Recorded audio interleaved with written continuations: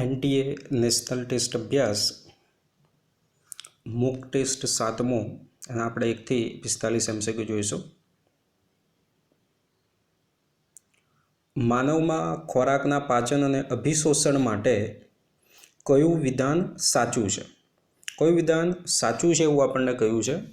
પહેલો ઓપ્શન જોવો તો મુખમાં 60% સ્ટાર્ચનું લાળરસ એમાઇલેજ વડે જળ વિભાજન થાય। તો પાચન અભિશોષણના ચેપ્ટરમાં જો 60% જેટલું થવાનું નથી, બરાબર। કેટલા ટકા થતું હોય છે જુઓ તો ચોપડીની અંદર કાયલોમાઇક્રોન લિપોપ્રોટીનના નાના અણુઓ છે જે આંતરડામાંથી રુધિર કેશિકામાં વહન પામે છે। એ પણ રુધિર કેશિકામાં વહન પામવાના નથી, બરાબર।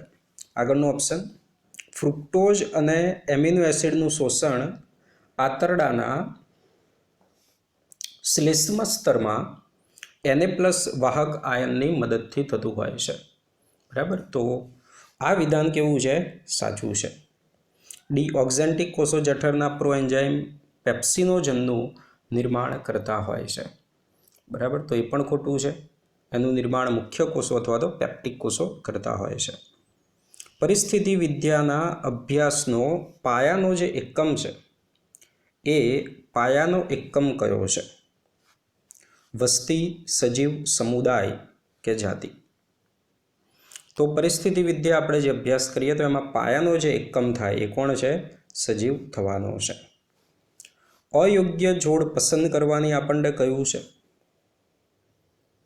અયોગ્ય જોડ પસંદ કરો। ઇકો R1 ચીપકુ છેડા બનાવે છે।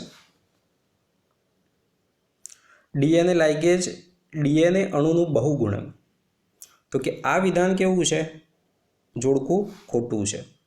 ORI ઓરિજિન ઓફ રેપ્લિકેશન, બરાબર। તો કોપી નંબર એટલે કેટલા ભાગ ઓરિજિન ઓફ રેપ્લિકેશન આવેલા એના આધારે એટલી નકલો તૈયાર થવાની, એટલે એ પણ સાચું છે।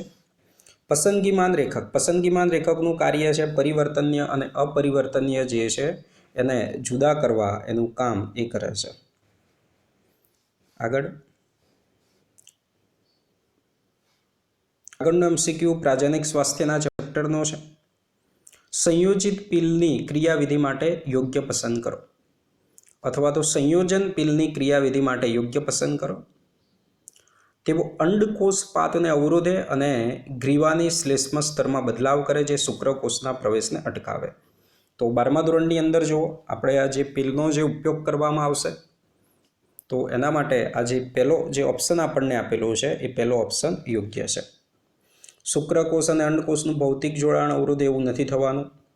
શુક્રકોષના ભક્ષણમાં વધારો કરે એવું પણ થવાનું અહીંયા નથી। આગળ 1963માં ઘણી જાતો જેવી કે સોનાલિકા, કલ્યાણ, બરાબર, જેવો ઉચ્ચ ઉત્પાદકતા અને રોગ પ્રતિકારકતા ધરાવતી છે। તો આ જે જાતો છે એ જાતો કોની છે? ઘઉંની છે, બાજરીની, ચોખાની કે આપેલી તમામ? તો આ જાતો કોની છે? ઘઉંની જાતો છે। જો વ્યક્તિના હૃદયના ધબકારા 75 છે પ્રતિ મિનિટ અને સ્ટોક વોલ્યુમ 70 ml પ્રતિ મિનિટ, તો કાર્ડિક આઉટપુટ જે છે એ કાર્ડિક આઉટપુટ કેટલો થવાનો છે? બરાબર, તો કેટલો થાય? 5000 ml, 5250 ml, 5500 ml કે 5150 ml? તો જવાબ શું આવે? હવે ગણતરી કઈ રીતે કરીએ આપણે? તો કે હૃદયના ધબકારાને આપણે સ્ટોક વોલ્યુમ વડે ગણીશું, એના પરિણામે આપણને કોણ મળશે? કાર્ડિક આઉટપુટ। તો 75 × 70 આપણે કરીશું તો 5250 આપણે જવાબ આવશે। અમીબામાં ખાલી જગ્યા રસધાની આશ્રુતિ નિયમન કરે, તો અમીબામાં કોણ આકુંચક રસધાની આશ્રુતિનું નિયમન અને ઉત્સર્જન કરે છે? અને ઘણા પ્રોટિસ્ટા અથવા તો પ્રોટોજુવાના જે સભ્યો છે, ઘણા પ્રોટિસ્ટા લખ્યું, બરાબર, પરંતુ અહીંયા પ્રોટોજુવા, ઘણા પ્રજીવના જે સભ્યો પ્રોટોજુવા જે આવેલા છે એના કોષો અન્નધાની શું ધરાવે? અન્નધાની, અને જે ખોરાક જે છે ખોરાકના ગ્રહણમાં શું કરતું હોય? મદદ કરતું હોય। એટલે અમીબાની અંદર આકુંચક રસધાની આવશે અને આ જે પ્રોટોજુવા છે એની અંદર પ્રજીવોની અંદર અન્નધાની આવશે, બરાબર। એટલે જવાબ આપણો ડી થશે। યોગ્ય જોડ પસંદ કરવાની છે આપણે, યોગ્ય જોડ પસંદ કરો એવું છે અહીંયા. તો જુઓ, ઓપરેટર સ્થાન, બરાબર, તો ઓપરેટર સ્થાન કોના માટેનું છે? પ્રમોટર સ્થાન, રેગ્યુલેટરી સ્થાન અને બંધારણીય જનીન એ દરેક માટે શું સાચું આવશે એ આપણે પસંદ કરવાનું છે. તો ઓપરેટર સ્થાન પહેલું અહીંયા આપણને આપેલું છે કે એ નિગ્રાહક અણુ, બરાબર, એ જોડાઈ જાય એટલે આગળ કામ થવાનું નથી. પ્રમોટર આરએનએ પોલિમરેજ જોડાણ માટેનું, રેગ્યુલેટરી નિગ્રાહક અણુ માટેનો જે કોડ છે, અને બંધારણીય જે જનીન કે જે ઉત્સેચક અથવા તો જે આપણે પ્રોટીનનું નિર્માણ કરવાનું હોય એના માટેનું એ છે, બરાબર. અહીંયા જવાબ આપણને આપેલું છે, બી જવાબ આની અંદર આવશે. બકુલો વાયરસ કયા રોગકારકોને અસર કરતો હોય છે? કીટકોને, સંધિપાદીઓ, એફિડ્સ કે એ અને બી બંને? તો આ જે બકુલો વાયરસ છે કોને અસર કરવાનો છે? તો કીટકો અને સંધિપાદીઓ જે છે એ બંનેને અસર કરે. જવાબ આવશે એ અને બી. બકુલો વાયરસ, બરાબર, આ ખાસ તમારે યાદ રાખવાનું છે, ચોક્કસ જાતિ વિશેષ છે, બરાબર. પોલીન્યુક્લિયોહેટ્રિન પ્રકારનો જે વાયરસ છે, નિવસન તંત્રની જાળવણી જે આપણે કરવાની હોય એની અંદર જે વિવિધતા, તો એના માટે પણ એનો ઉપયોગ કરવામાં આવે, ખાસ યાદ રાખજો. આગળ, આંતરાવસ્થા માટે કયું વિધાન ખોટું છે? વધુ ચયાપચયની ક્રિયા, હા તો સંશ્લેષણ તબક્કો છે એટલે પ્રીપેરી તબક્કો છે, બરાબર. નિર્માણ જે કરવાનું હોય ને શરૂઆતનો પ્રીપેરેટરી, બરાબર, તો એ તબક્કો છે. ડીએનએના સ્વયંજનનનો ભાવ, તો કે આ ખોટું. ડીએનએનું સ્વયંજનન નથી થતું એવું છે, તો ડીએનએનું સ્વયંજનન તો થવાનું છે. કોષચક્રનો 95% ભાગ, એ પણ બરાબર છે. આગળ એમસીક્યુ ધ્યાનથી જુઓ. ક્રેબ ચક્ર અને સિફોર પથ બંને માટેનો સામાન્ય અણુ, એવો અણુ કે જે ક્રેબ ચક્રમાં પણ આવે અને સિફોર પથની અંદર પણ આવતો હોય એવો આપણે પસંદ કરવાનો. ફોસ્ફેનોલ પાયરુવેટ આવે, જુઓ તો રિબોઝ 1,5 ડાયફોસ્ફેટ, ઓક્ઝેલોએસિટિક એસિડ, ફોસ્ફોગ્લિસરિક એસિડ. તો જો આ ઓક્ઝેલોએસિટિક એસિડ છે એ બંનેની અંદર આવે, ક્રેબ ચક્રમાં પણ આવે છે આપણે અને સિફોર પથની અંદર પણ આવે છે. ફ્લોક્સ એટલે શું? ફ્લોક્સ આવું કઈ આવ્યું? આગળના મોક ટેસ્ટમાં પણ એમસીક્યુ તો ફરીથી આવ્યો. STP plant, sewage treatment plant, જારક ટાંકાની અંદર, બરાબર. બેક્ટેરિયા ફૂગના કવકતંતુ, ફૂગની કવક ઝાડ સાથે જોડાય છે અને આપણે શું કહીએ? ફ્લોક્સ. એટલે ફ્લોક્સ બેક્ટેરિયા અને ફૂગનું જોડાણ થાય. ફ્લોક્સ શું થાય? બેક્ટેરિયા અને ફૂગનું જોડાણ થાય. યુરો 3 માટે અયોગ્ય તમે પસંદ કરો એવું આપણને આપ્યું છે. તો કે સલ્ફરનું પ્રમાણ ડીઝલમાં 150 ppm અને 350 ppm પેટ્રોલમાં નિયંત્રિત કર્યું. એરોમેટિક હાઇડ્રોકાર્બન આપેલું જે ઈંધણ છે એની અંદર 42%. તો કે આ વિધાન એનું યોગ્ય છે, બાકીના જે ઓપ્શન છે એના માટે અહીંયા ખોટા થવાના છે. યુરો 3, યુરો 2, બરાબર, ભારત 1, ભારત 3, આ એ રીતે છે. તો એ તમે જોજો પર્યાવરણીય સમસ્યાના ચેપ્ટરની અંદર. આગળ, આપેલમાંથી કયા ઉદાહરણ નિષ્ક્રિય પ્રતિકારકતાના છે? નિષ્ક્રિય પ્રતિકારકતાનું ઉદાહરણ માનવ સ્વાસ્થ્ય અને રોગોના ચેપ્ટરમાં પ્રતિકારકતામાં આવે. ક્લોસ્ટમમાં હાજર એન્ટીબોડી. સાદી રીતે નિષ્ક્રિય પ્રતિકારકતા એટલે શું? એનું શરીરે એન્ટીબોડી ઉત્પન્ન કરવાનું નથી, સીધા જ એન્ટીબોડી મેળવવામાં આવે. ક્લોસ્ટમમાં હાજર એન્ટીબોડી, તો કે હા. ગર્ભને જરાયુ દ્વારા મળતા એન્ટીબોડી, એ પણ આવશે. સર્પ વિષ વિરુદ્ધ તૈયાર કરેલ એન્ટીબોડી, તો આપેલ તમામ. તો જવાબ આવશે આપેલ તમામ. આગળ 15મો એમસીક્યુ આ પણ પાછલા વર્ષની અંદર પૂછાઈ ગયેલો છે, આગળના મોક ટેસ્ટમાં પણ આવી ગયેલો છે. લઘુ પોષક તત્વની જે ઉણપ છે એ ઉણપ માત્ર વનસ્પતિને વૃદ્ધિને અસર કરે એવું નથી, સાથે સાથે વનસ્પતિની અંદર મહત્ત્વના જે કાર્યો થાય, જેમ કે વનસ્પતિમાં પ્રકાશ સંશ્લેષણ, કોષીય શ્વસન થતું હોય એને પણ અસર કરતું હોય છે.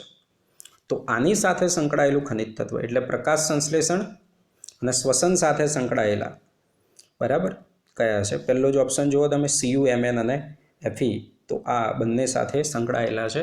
રેડોક્સ શૃંખલા આવવાની છે, એની અંદર જુદા જુદા એકમો આવેલા હોય, એની અંદર સાઇટોક્રોમ આવવાનું છે, પાણીના અણુનું પ્રકાશ વિભાજન, બરાબર. તો એની સાથે આ રીતે આ ત્રણમાં તત્વો સંકળાયેલા જુદી જુદી રીતે હોય છે. શિરા જે છે એ મોટો અવકાશ ધરાવે. આ પણ એમસીક્યુ પરિવહન તંત્રનું જે એમસીક્યુ છે એ ચેપ્ટરની અંદરથી આ પૂછાઈ ચૂકેલું છે. બરાબર, દેહ જળને પરિવહનવાળું. આ એમસીક્યુ આકૃતિ આધારિત છે. તમે જોજો 289 પેજ નંબર ઉપર માનવ પરિવહનની આયોજનબદ્ધ રૂપરેખા આપણને આપેલી છે, બેવડું પરિવહનવાળો ટોપિક. એમાં એક બાજુ તમને શિરા આપેલી છે, બીજી બાજુ ધમની આપેલી છે. તમે જોશો તો આકૃતિની અંદર ધમનીનું જે પોલાણ છે એ ધમનીનું પોલાણ નાનું છે. શિરાનું જે પોલાણ છે એ શિરાનું પોલાણ કેવું છે? મોટું હોય છે. આવું કેમ છે? બરાબર, તો કોના પરિણામે એવું છે? તો થિયરીની અંદર તમે જુઓ કયું સ્તર પાતળું તમને આપેલું છે. તો શિરાની અંદર અવકાશ વધુ એટલા માટે છે કારણ કે એની અંદર આવેલું જે ટ્યુનિકા મીડિયા છે. કયું? Tunica media. એ ટ્યુનિકા મીડિયા જે આવેલું હોય એ ટ્યુનિકા મીડિયા કેવું છે? પાતળું છે. અને આકૃતિમાં પણ તમે અહીંયા જોઈ શકો છો.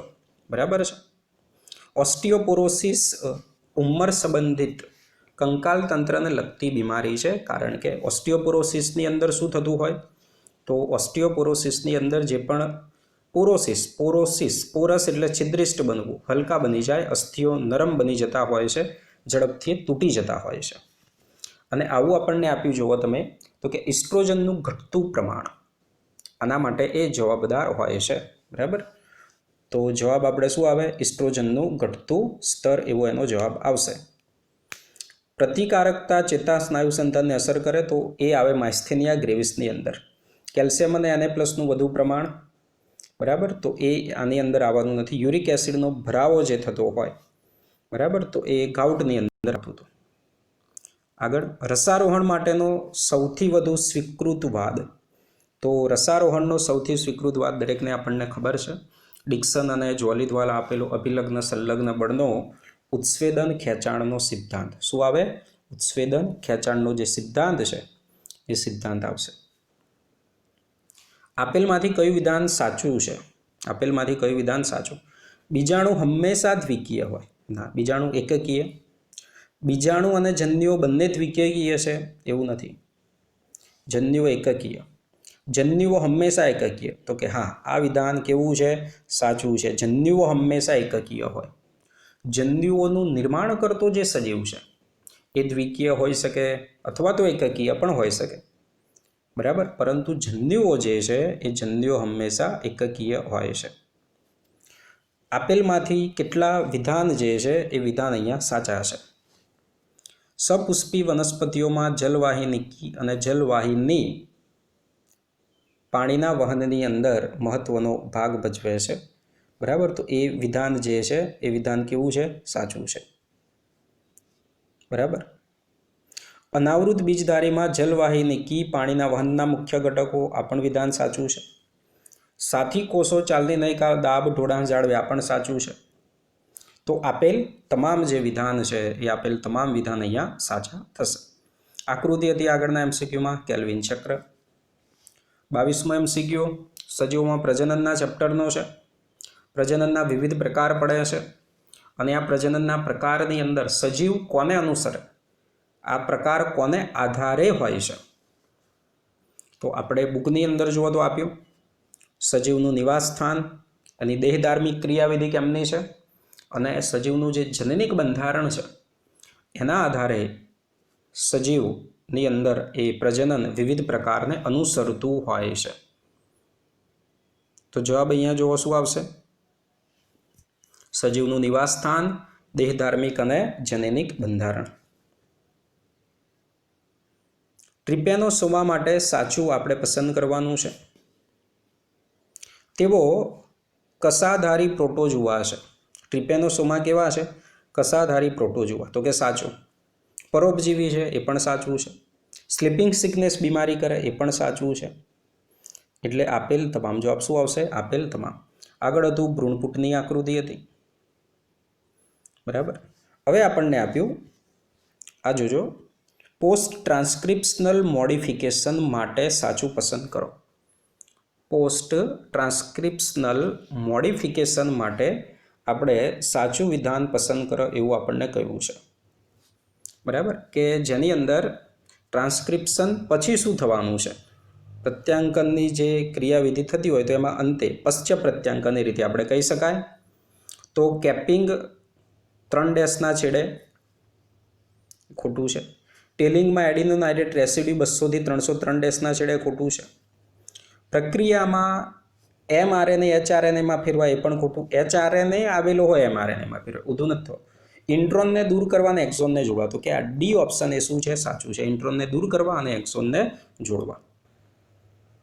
જ્યારે ખોરાકની શક્તિ તૃણાહારીઓમાંથી માંસાહારીઓની અંદર વહન પામે, આગળના પોષક સ્તરની અંદર પહોંચે, તો શક્તિ શું થાય? ઉર્જા વધે, ઉર્જા ઘટે, કોઈ બદલાવ ના થાય કે સંબંધિત નથી. તો જ્યારે એક પોષક સ્તરની અંદરથી બીજા પોષક સ્તરની અંદર ઉર્જાનું વહન થતું હોય તો ઉર્જા શું થવાની છે? ઘટતી હોય છે. અને એ નિવસન તંત્રનું જે ચેપ્ટર જુઓ તો એમાં આપણને લિન્ડમેનનો નિયમ પણ અહીંયા આપણને આપેલો છે, બરાબર, કે કેટલી ઉર્જા જે છે એ ઉર્જાનું અહીંયા વહન થતું હોય છે. આ ઉચ્ચ પોષક સ્તરની અંદર માત્ર 10% જ ઉર્જા જે છે વહન થતું હોય, જેને લિન્ડમેનનો નિયમ તરીકે ઓળખવામાં. આ યાદ રાખજો તમે, આ પણ MCQમાં આગળ પૂછાયેલું છે. ખોટું વિધાન પસંદ કરો એવું છે આગળનું વિધાન. કાઉન્ટર કરંટ ક્રિયાવિધિ દ્વારા આઇસોટોનિક રિદ્ધિકેશિકા ગાળણ બરાબર, કે જે હાઇપરટોનિક મૂત્રની અંદર ફેરવાય, બરાબર છે.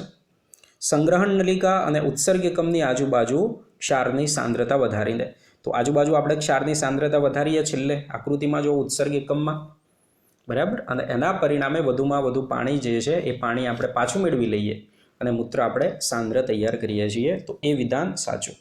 આપણને કહ્યું છે ખોટું પસંદ કરો.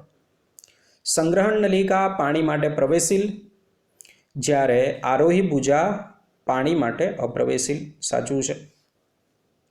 ડીસીટીમાં પાણીનું સરથી પુનઃશોષણ થાય, આ પણ સાચું છે. નલિકાઓના કાર્યોની અંદર જુઓ એટલે ખબર પડશે.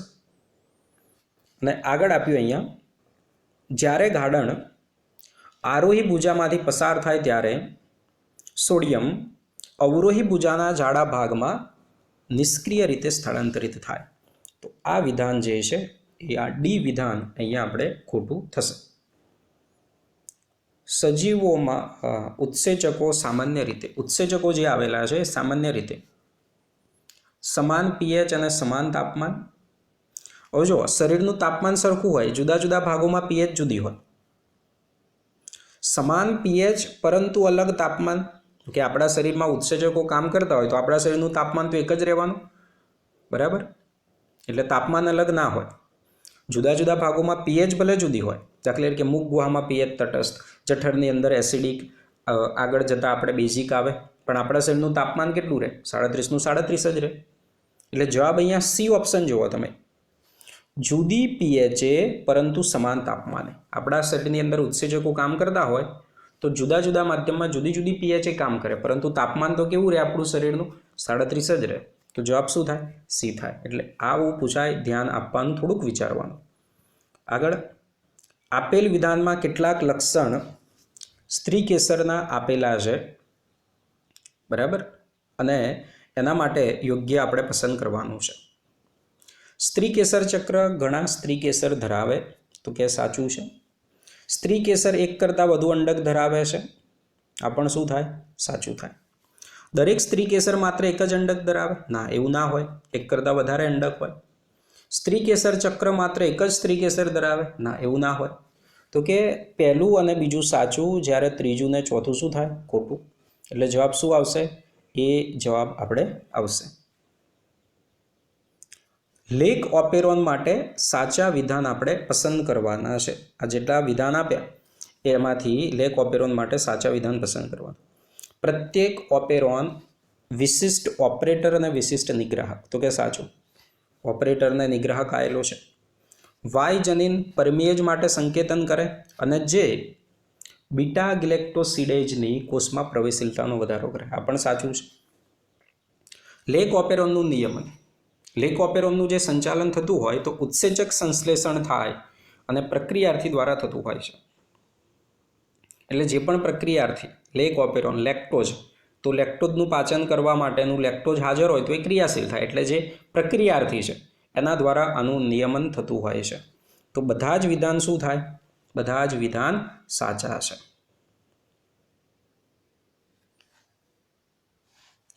ક્લોન માછલી અને સમુદ્ર ફૂલ વચ્ચે કેવા પ્રકારનો સંબંધ? ક્લોન માછલી અને સમુદ્ર ફૂલ વચ્ચે અંડ પરોપજીવન, પરોપજીવન, સહોપકારિતા કે સહભોજિતા, કેવા પ્રકારનો આની અંદર સંબંધ થશે? તો કેવો સંબંધ થાય? સહભોજિતાનો સંબંધ થાય. કયો સંબંધ થાય? સહભોજિતા.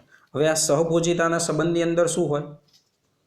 એકને લાભ થાય જ્યારે બીજાને લાભ કે નુકસાન કશું થવાનું નથી, તટસ્થ છે. તો અહીંયા ક્લોન માછલી છે એને લાભ થાય, સમુદ્ર ફૂલને લાભ કે નુકસાન કશું થવાનું નથી. પણ જુઓ આની જગ્યાએ સમુદ્ર ફૂલ આપેલું હોય અને સ્તર કવચી પેલો જે ઉદરપાદીની અંદર રહેતો હોય, બરાબર, એ આપેલું હોય તો એની અંદર સહોપકારિકતાનું થાય. એટલે સમુદ્ર ફૂલનો ક્લોન માછલી સાથેનો સંબંધ સહભોજિતાનો થાય અને સમુદ્ર ફૂલનો શીર્ષપાદીની અંદર સાથે જે રહેતું હોય તો એ સંબંધ સહોપકારિકતાનો થતો હોય છે. એટલે આવું એમસીક્યુ બરાબર જોજો. ક્લોન માછલીને સમુદ્ર ફૂલ આપ્યું તો સહભોજિતા આવશે. પૃષ્ઠવંશીઓમાં મેરુદંડ શેમાં ફેરવાઈ જાય? તો ખ્યાલ છે આપણને, પૃષ્ઠવંશીઓમાં મેરુદંડ શેમાં ફેરવાઈ જાય? કરોડ સ્તંભની અંદર ફેરવાઈ જતો હોય છે. અંડકોષપાત પછી જે પણ અંતઃસ્ત્રાવોનું નિર્માણ થાય, અંડકોષપાત પછી જે પણ અંતઃસ્ત્રાવોનું નિર્માણ થાય તો એ અંતઃસ્ત્રાવો શું કરવું?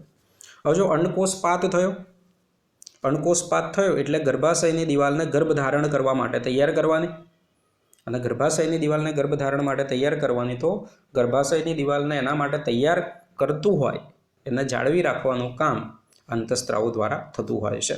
જેમ કે પ્રોજેસ્ટેરોન, બરાબર, માસિક ચક્ર આલેખની અંદર જે દિવસો આપે એની અંદર તમે જુઓ તો તમને ખબર પડશે. તો ગર્ભધારણને શું કરશે? જાળવી રાખે. ખાલી જગ્યામાં વિકૃતિ દ્વારા, આ ચેપ્ટરમાં બરાબર જોવાનું, ઘણા બધા ઉદાહરણ આપેલા છે. ખાલી જગ્યામાં વિકૃતિ દ્વારા યલો મોઇજેક વાયરસ અને પાવડરી મિલ્ડ્યુ સામે પ્રતિકારકતા પ્રેરી શકાય, બરાબર. તો એની અંદર આપણે જવાબ આવે ઘઉં, મગ, ભીંડી કે ચીલી. તો કે મગની જે જાતિઓ વિકૃતિ એની અંદર ઉત્પરિવર્તનીય વિકૃતિ એના ઉદાહરણોમાં આપણને આપેલું છે. આગળ આવો પણ એમસીક્યુ પરીક્ષાઓમાં પાછળ પૂછાઈ ગયેલો છે. આપેલ જોડકા માટે ABCનો સાચો વિકલ્પ. ગ્રંથિ આપી, એ ગ્રંથિ કઈ છે? અંતઃસ્ત્રાવ ઇસ્ટ્રોજન અને કાર્ય દ્વિતીય લિંગી લક્ષણોનું નિયમન. તો અહીંયા એમાં કોણ આવે? અંડપિંડ આવે. લેંગરહેન્સના આલ્ફા કોષપુંજો બી રુધિરમાં શર્કરાનું પ્રમાણ વધારે. તો અહીંયા કોણ આવે? આપણે કયો અંતઃસ્ત્રાવ? ગ્લુકાગોન.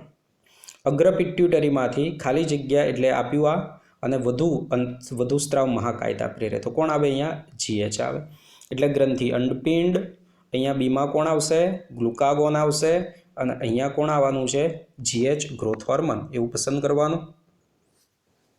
તો પહેલો જ ઓપ્શન આપ્યો આપણને, બરાબર, એનો જવાબ આવશે.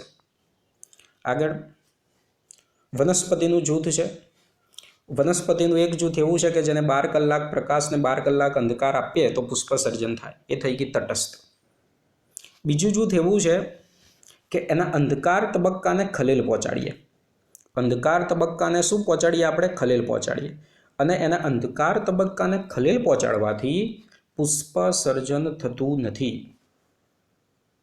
તો આ જે પુષ્પ સર્જન નથી થયું, આ જૂથ કયું છે? દીર્ઘ દિવસી, અંધકાર તટસ્થ, દિવસ તટસ્થ કે લઘુ દિવસી? હવે જુઓ, લઘુ દિવસી વનસ્પતિ અંધકાર તબક્કો સમયગાળો વધારે હોય અને અંધકાર તબક્કો સતત હોવો જોઈએ, બરાબર. લઘુ દિવસી વનસ્પતિમાં અંધકાર તબક્કો સતત હોવો જોઈએ અને એમાં જો ખલેલ પાડીએ તો પુષ્પ સર્જન થાય નહીં. એટલે આ પુષ્પ સર્જન નથી થયું, અંધકાર તબક્કામાં આપણે પ્રકાશ આપ્યો, ખલેલ પાડી તો પુષ્પ સર્જન નથી થયું, એટલે છે લઘુ દિવસી. એની જગ્યાએ જો પુષ્પ સર્જન થતું હોય એવું અહીંયા આપણને આપ્યું હોત તો આ વનસ્પતિ થઈ જતી દીર્ઘ દિવસી. ખબર પડી છે? આ યાદ રાખવાનું. એટલે લઘુ દિવસી વનસ્પતિના અંધકાર તબક્કાને ખલેલ પાડીએ તો પુષ્પ સર્જન થવાનું નથી, અંધકાર તબક્કો સતત હોવો જોઈએ. જ્યારે દીર્ઘ દિવસી વનસ્પતિના અંધકાર તબક્કામાં થોડો સમય પ્રકાશ આપીએ તો એની અંદર પુષ્પ સર્જન ઝડપી થતું હોય છે, બરાબર. આ થિયરીમાં તમે ભણી ગયા. પરિસ્થિતિકીય અનુકૂલન માટે સાચું પસંદ કરો, આવું આપેલું છે એક. દરેક સંક્રાંતિ સ્તરે જૈવ વિવિધતામાં ઘટાડો થાય. જૈવ વિવિધતામાં ઘટાડો ના થાય, જેમ જેમ આગળની અવસ્થાઓમાં જઈએ તો જૈવ વિવિધતામાં વધારો થાય. તો પહેલું વિધાન ખોટું છે. પ્રાથમિક અનુક્રમણ એ દ્વિતીય અનુક્રમણ કરતાં ઝડપી, ખોટું છે. દ્વિતીય અનુક્રમણ ઝડપી હોય. અને આગળ જલ આરંભી અને શુષ્ક આરંભી બંને અનુક્રમણો મધ્યમ જલ સ્થિતિઓ તરફ દોરાય છે. તો કે આ વિધાન સાચું છે. જો બુકની અંદર આપેલું વાક્ય શરૂઆતના પેરેગ્રાફમાં અનુક્રમણમાં.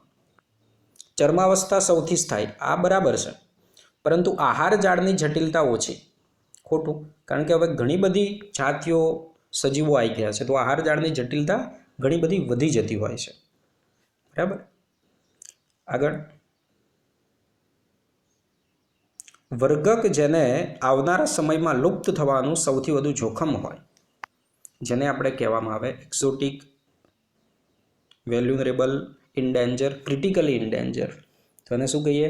ક્રિટિકલી ઇનડેન્જર તરીકે ઓળખવામાં આવે છે. હવે જો આવું તમને અહીંયા ખબર પડશે નહીં 39માં MCQમાં શું કહેવા માંગે છે. ભૌગોલિક અલગીકરણનું પરિણામ. જાતિ નિર્માણ, પ્રાજનિક અલગીકરણ દ્વારા જાતિ નિર્માણ, અસ્તવ્યસ્ત જાતિ નિર્માણ કે કોઈ બદલાવ ના થાય. હવે આવું બુકમાં આપણને આપેલું નથી. અનુકૂલિત પ્રસરણ જે ઉદ્વિકાસની અંદર ભણ્યા તો એના આધારિત આ MCQ છે. મેયર જે વૈજ્ઞાનિક છે એના દ્વારા રિપ્રોડક્ટિવ આઇસોલેશન મિકેનિઝમ, બરાબર, આ બાબત અહીંયા આપવામાં આવી હતી. જાતિ નિર્માણ કઈ રીતે થતું હોય. ભૌગોલિક વિસ્તાર અલગીકૃત થઈ જતા હોય, બરાબર, તો જેના પરિણામે એટલી જાતિ છે એટલા ભૌગોલિક વિસ્તાર પૂરતી મર્યાદિત થઈ જાય, એ બીજી જગ્યાએ જવાની નથી. દાખલા તરીકે કોન્ટિનેન્ટલ ડ્રિફ્ટ ને એવું બધું થતું હોય. તો અહીંયા પ્રાજનિક અલગીકરણ દ્વારા જાતિ નિર્માણ થાય એવું અહીંયા આવે છે. ECGની આકૃતિ. સાચું પરોપજીવી કયું છે આપેલમાંથી? માદા એનાફિલસ મચ્છર માનવને કરડન લોહી ચૂસે, તો એ કંઈ પરોપજીવી નથી, એ પરોપજીવી છે નહીં.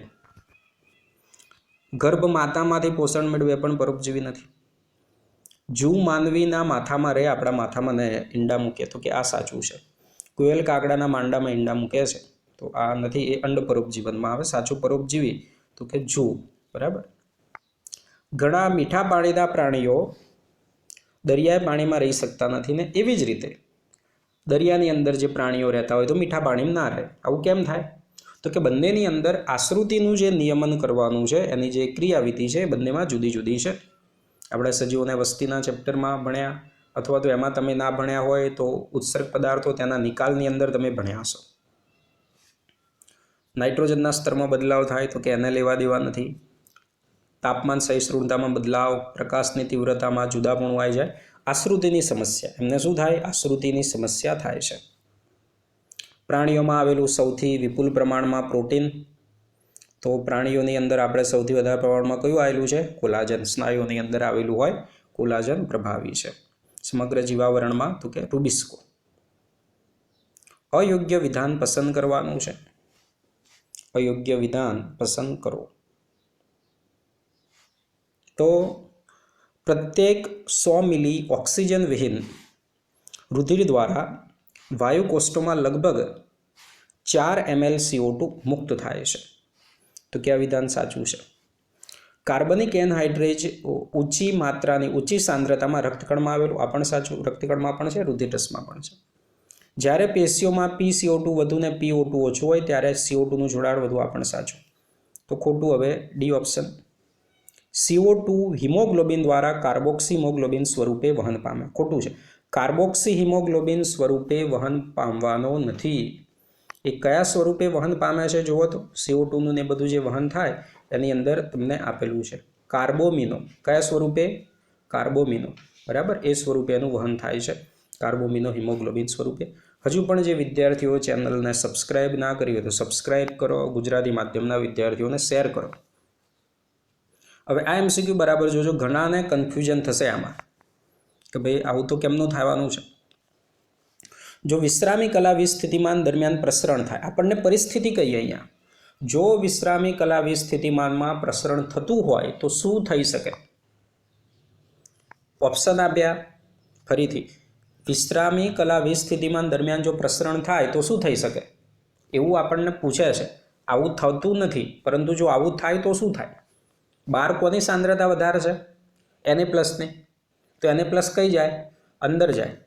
અને હવે તો આપણે એમ કહીએ Na+ અંદર ગયો તો સક્રિય કલાવી સ્થિતિમાન થઈ ગયો, પણ ના, એવું નથી. અહીંયા આપણને પરિસ્થિતિ આપી કે જો વિશ્રામી કલાવી સ્થિતિમાનમાં પ્રસરણ થતું હોય તો શું થાય? તો બહાર જે વધારે છે એ કઈ જાય? અંદરની તરફ જાય. તો K+ કોષમાં જાય, K+ Na+ કોષની બહાર, Na+ કોષમાં કે Na+ કોષની બહાર. તો અહીંયા શું થાય? Na+ જે આવેલું હોય એ Na+ કઈ જાય? કોષની અંદર દાખલ થતું હોય છે. બરાબર. તો પરિસ્થિતિ પ્રમાણે MCQ જોવાનો, બરાબર, ને પછી તમારે જવાબ એનો ટીક કરવાનો. Thank you. All the best.